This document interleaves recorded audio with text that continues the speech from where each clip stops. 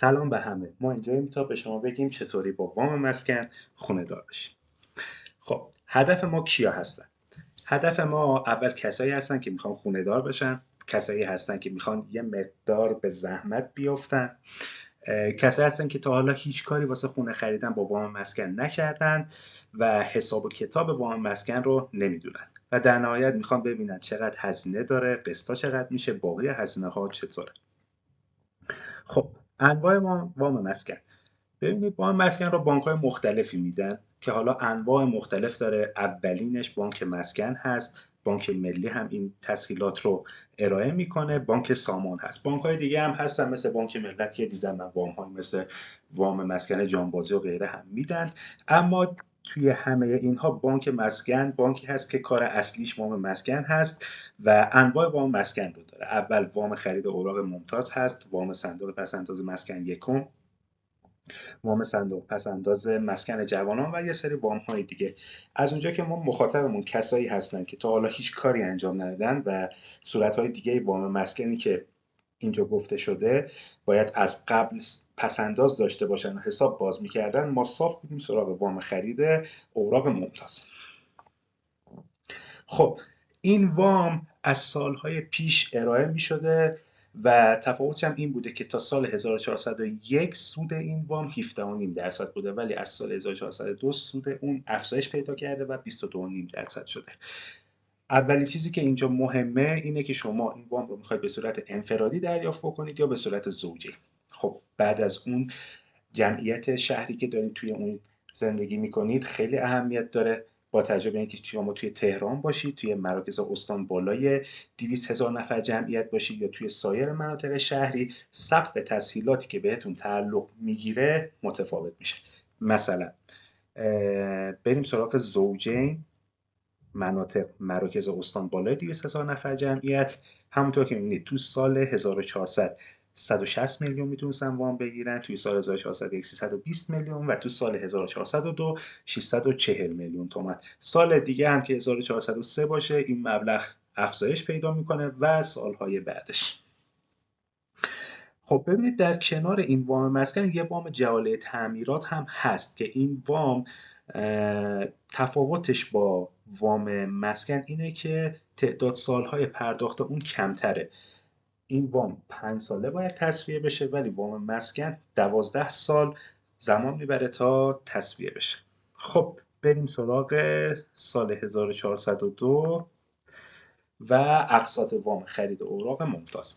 خب ببینید برای تسهیلات انفرادی همونطوری که مشاهده میکنید برای شهر تهران یه چیز حدود 8 میلیون تومان، برای وام 400 میلیون باید ماهیانه قسط پرداخت بکنید، برای مرکز استان بالای 200,000 نفر به صورت انفرادی 6 میلیون و 400. سایر موارد هم اینجا میبینیم. مثلا زوجین برای تهران 800 میلیون تومان وام، 12 سال پرداخت و یه چیز حدود 16 میلیون و 100 ماهیانه اقساط اون هست. خب واسه این که ما برای وام مسکن با اوراق ممتاز اقدام بکنیم به چی نیاز داریم؟ ببینید شما اگه بخواید یه وام عادی بگیرید باید توی بانک سپرده داشته باشید، همونطور که صورت‌های دیگه وام مسکنی که توی بانک مسکن هست با داشتن سپرده انجام میشه. خب ما باید سپرده داشته باشیم و باید تو نوبت وایستیم، ولی خب ما تا الان کاری نکردیم. چطوری نوبت بخریم؟ میشه؟ بله میشه. ما باید اوراق تسهیلات مسکن رو بخریم یا بهش میگن تسه. برای هر 500,000 تومان وامی که میخوایم بگیریم باید یک امتیاز از بازار بورس بخریم. خب همونطور که میبینید امتیاز تسهیلات مسکن سال 1402 امروز که ما حدوداً دیماه هستیم هر ورقش 149,000 تومان معامله میشه. شاید تا 3 ماه پیش هر ورق 96,000 تومان اینها بود، ولی خب متاسفانه الان رفته بالا. حالا امکان داره که این مبلغ تا جایی بره بالاتر، مثل چند سال پیش بگن که خب شما برای هر 1 میلیون تومان نیاز نیست که 2 تا ورق بخرید، همون یه ورق کفایت میکنه. انشالله که اینطور بشه. امیدوارم که این مبلغ بیاد پایین تر. خب ببینیم، ما وقتی میخوایم خونه رو بخریم یه سری هزینه ها هست که باید پرداخت بکنیم و یه سری هزینه ها هست که خب دریافت میکنیم، مثل همون وام مسکن. چه هزینه هایی رو ما باید پرداخت بکنیم؟ خب اول از همه بخش از مبلغ خرید خونه هست که باید پرداخت بکنیم. کمیسیون املاک هست بابت خرید. کمیسیون املاک هست در صورتی که بخوایم خونه رو رهن بدیم. هزینه اوراق هست، هزینه های بانک که شامل تشکیل پرونده و غیره میشه. هزینه های شهرداری رو تو همین در نظر میگیریم و هزینه های دفتر خونه.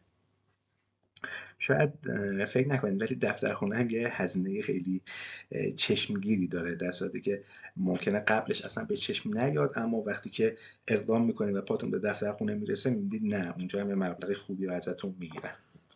خب پول هایی که ممکنه بگیریم، مبلغ وام مسکن هست که به حساب فروشنده میره، مبلغ وام جعاله هست که به حساب خریدار میره و مبلغ رهن خونه هست که اگر بخواید رهن رو انجام بدید به حسابتون میاد. خب بریم سراغ اکسلی که تمامی این حساب کتاب ها توش انجام شده. خب ما یه اکسل تهیه کردیم که توی این اکسل تمامی حساب کتابایی که واسه یه وام مسکن باید انجام بدیم قرار دادیم که خودش اتوماتیک بتونه اینها رو حساب بکنه. اولین چیزی که توی این اکسل باید بریم سراغش حد اکثر مقدار وام مجاز انفرادی توی اون شهر. مثلا ما فرض میکنیم توی شهری زندگی میکنیم که حد اکثر مقدار وام مجاز انفرادی اون 320 میلیون هست که اینجا توی این خونه‌ای که زرد رنگ هست این رو وارد میکنیم. حد اکثر مقدار وام جعاله تعمیرات هم اینجا در حالت انفرادی 80 میلیون در نظر میگیریم. خب بریم سراغ باقی مسائل. ببینید اولین چیزی که هست بالاخره املاک هست. املاک هزینه هایی داره که هزینه معامله رو هم جزء اون حساب کردیم و هزینه کمیسیون رو. ما فرض میکنیم که ملکی که داریم معامله میکنیم مبلغش 1 میلیارد و 200 میلیون باشه که اینجا وارد میکنیم. یک بار دیگه من این رو وارد میکنم. خب 1 میلیارد و 200 میلیون. مثلا الان یه 50 میلیون هم میذارم روش. خب میبینید دسته موارد اتوماتیک تغییر میکنه. خب چیزی که توی هزینه املاک حساب میشه کمیسیون خرید ملک هست که با توجه به تعرفه‌ای که واسه سال 1402 بود این فرمولش نوشته شده و این کمیسیون خرید ملک خودش حساب میشه. گاهی اوقات هست که شما ملکی که میخرید رو با مستاجر میخرید، یعنی مستاجر اون تو هست، قبلا خونه رو صاحب خونه قبلی به مستاجر کرایه داده، رهن داده، کرایه داده و شما با مستاجر خونه رو میخرید، یا خونه رو میخرید و املاک خودش واسه اون مستاجر پیدا میکنه. اینجور مواقعی که شما خودتون نمیخواید برید داخل خونه بشینید و میتونید اون رو رهن بدید، از رهن خونه یه مقدار از هزینه هاتون در میاد. مثلا خونه ای که 1 میلیارد و 250 معامله میشه یه چیز حدود 160 میلیون با توجه به اینکه خونه تو چه منطقه‌ای باشه و غیره اون خونه رهن میره که حالا اون قرارداد رهن هم خودش یه کمیسیونی داره که طبق تعرفه حساب شده اینجا. یه چیز حدود 1 میلیون و 300 هزار تومان هزینه کمیسیون اون قرارداد میشه. خب بریم سراغ مرحله وام.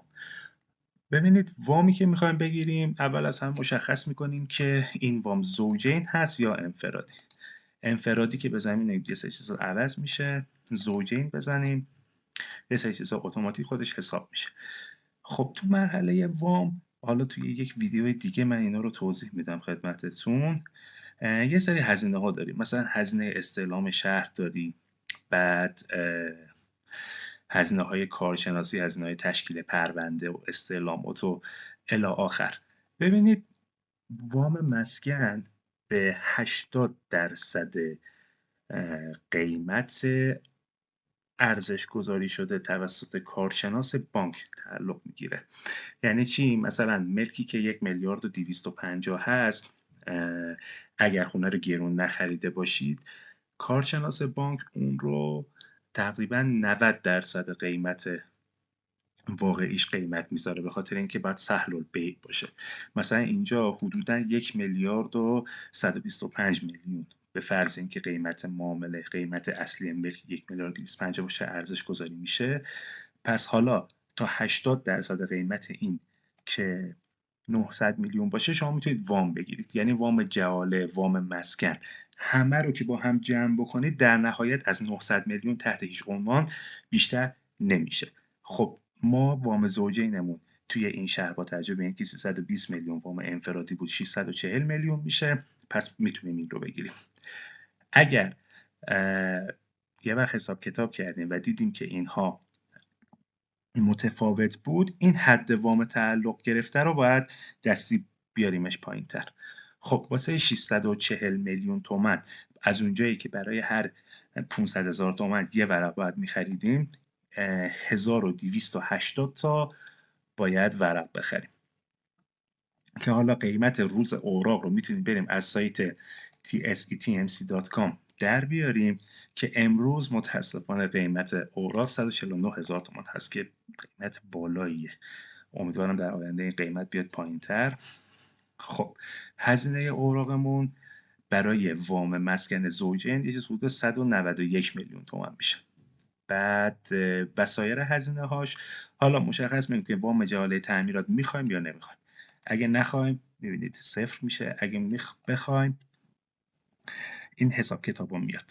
خب ما اینجا فرض میکنیم که ما 160 میلیون وام رو میخوایم. حالا اگه مثلا اون قیمت گذاری ها و اینها طوری شد که این 160 میلیون رو پر نمیکرد، اینجا خودش اتوماتیک حساب میکنه با توجه به حد وامی که اینجا حساب شده. خب پس تا الان ما دیدیم که یه سری هزینه ها رو باید بدیم، یه سری پول هایی رو هم میگیریم. خب بیایم توی این قسمت آخر، مبالغ پرداختی. ببینید قیمت معامله رو که ما باید پرداخت بکنیم، هزینه های املاک رو باید پرداخت بکنیم، هزینه های بانک و شهرداری. یه سری هزینه ها هست که مربوط به شهرداری هست، یه سری هزینه ها هم هست که مربوط به خرید اوراق این هست که همشون رو ما در قالب هزینه های بانک و شهرداری در نظر گرفتیم. ببینید 241 میلیون میشه. بریم سراغ هزینه دفترخونه.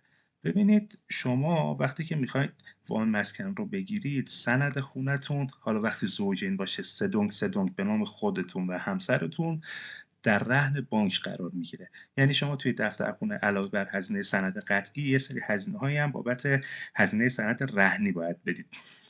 یه سری تعرفه ها هست اونجا که باید این تعرفه ها رو پرداخت بکنید و مبلغ کل هزینه سند رهنی خیلی بستگی داره به مقدار وامی که شما دارید میگیرید، هم به اصلش هم به سودش. مجموع اینها با هم جمع میشه، یه ضریبی میاد روش و اون هزینه کلیش در میاد. ریز این هزینه ها رو به صورت حدودی من اینجا نوشتم. در نهایت هزینه دفترخونه برای این ملک و این مقدار وام مسکن و وام جعاله روی همدیگه چیز حدود 27 میلیون تومان میشه. پس در نهایت میبینید حدود 1,527,000,000 تومان باید هزینه پرداخت بشه. ولی خب یه سری پولایی هم میاد. هزینه وام مسکن زوجین هست که چکش رو توی دفترخونه به نام فروشنده میدن. 640 میلیون حساب کردیم. هزینه وام جعاله هست که یه روز بعد دفترخونه میاد به حساب خریدار که این رو حالا باید توافق بکنید که اون موقع بهش پرداخت بکنید. این هم 160 میلیون هست. رهن ملک رو هم ما حساب کردیم 160 میلیون و در مجموع میبینید 960 میلیون پول میاد به حسابمون و 1,527,000,000 باید بدیم. یعنی دریافتیامون 960 و پرداختیامون 1,527,000. در نهایت ما می‌بینیم ما برای خرید این خونه در نهایت نقدینگی حدود 567 میلیون نیاز داریم و اقساطی هم که باید بدیم ماهیانه مجموعش حدود 17 میلیون و 629 میشه که اگه اینجا نگاه بکنید به مدت 144 ماه باید ماهی 13 و خوردی قسط وام مسکن رو بدیم و وام جعاله رو باید 60 ماه یه چیز حدود 4.5 میلیون پرداخت کنیم.